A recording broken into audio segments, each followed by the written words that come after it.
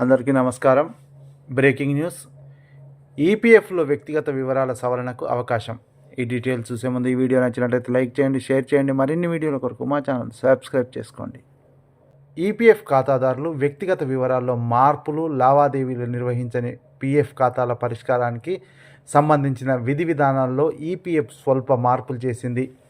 ఖాతాదారులు తండ్రి, తల్లి, జీవిత భాగస్వామి పేర్లలో తప్పులు దొర్లితే జాయింట్ డిక్లరేషన్ల ద్వారా సవరణకు అవకాశం కల్పించింది.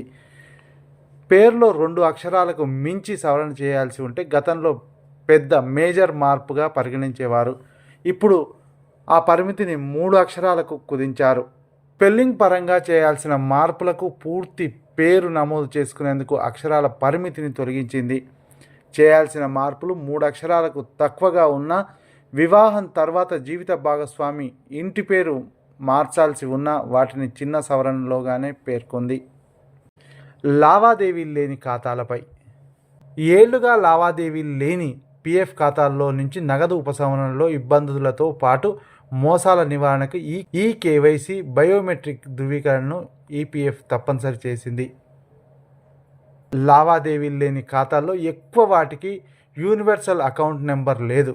ఈ తరహా కేసుల్లో ఖాతాదారులకు సంబంధించి కార్యాలయాలకు వెళ్ళి లేదా ఈపీఎఫ్ ఐజీఎంఎస్ పోర్టల్ ద్వారా అపాయింట్మెంట్ తీసుకొని బయోమెట్రిక్ వెరిఫికేషన్ పూర్తి చేయాలి. వృద్ధులు, ఇతర అనారోగ్య సమస్యలతో ఉన్నవారు పోర్టల్ ద్వారా అపాయింట్మెంట్ తీసుకుంటే చాలు. పీఎఫ్ సిబ్బంది ఇంటికే వచ్చి యూఏఎన్ను సిద్ధం చేస్తుంది. ఖాతాదారుడి ఖాతాలో నగదు నిల్వ ₹1,00,000 కన్నా తక్కువగా ఉంటే అకౌంట్స్ ఆఫీసర్, 1,00,000 కన్నా ఎక్కువ ఉంటే సహాయ పీఎఫ్ కమిషనర్ లేదా ప్రాంతీయ పీఎఫ్ కమిషనర్ నిర్ణయం తీసుకుంటారు. పనిచేసిన కంపెనీ మూతపడిన సందర్భాల్లో యూఏఎన్ లేనివారు పీఎఫ్ కార్యాలయాల్లో దాన్ని తీసుకోవాలి.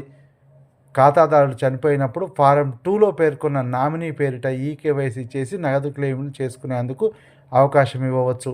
నామినీ పేరును పేర్కొనకుంటే చట్టబద్ధమైన వారసులు క్లెయిమ్ దాఖలు చేసుకోవచ్చు. ఈ వీడియో నచ్చినట్లయితే లైక్ చేయండి, షేర్ చేయండి. మరిన్ని వీడియోల కొరకు మా ఛానల్ సబ్స్క్రైబ్ చేసుకోండి.